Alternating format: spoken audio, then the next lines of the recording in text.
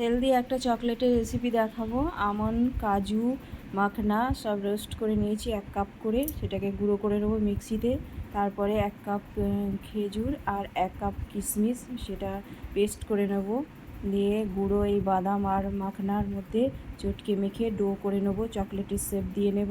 তারপরে chocolate bar একটুখানি melt করে নিলাম, ব্ল্যাক চকলেট বার মেল্ট করে নিয়ে এই শেপ চকলেটগুলো মধ্যে কোটিং করে নিলাম। দিয়ে একটা প্লেটের মধ্যে নিয়ে ফ্রিজে আধ ঘন্টার জন্য রেখে দিলাম।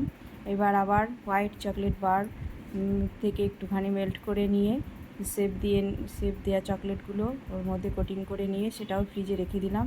তার আধ ঘন্টা পরে এই চকলেটগুলো বের করেছি, করে ছুরি দিয়ে তুলে এই ফয়েল কাগজে মুড়ে দিলেই রেডি হয়ে গেল হোমমেড চকলেট। খুবই উপকারী, বাচ্চাদের জন্য তো খুবই, এবং বড়রাও খেতে পারে, হেলদি এবং উপকারী। আর অনেক দিন পর্যন্ত ফ্রিজে রাখাও যায়। এই যে আমি খুলে দেখালাম, খুব সুন্দর কোটিং হয়েছে। এই যে রেখে দিলাম, অনেক দিন পর্যন্ত রাখা যায়। ধন্যবাদ।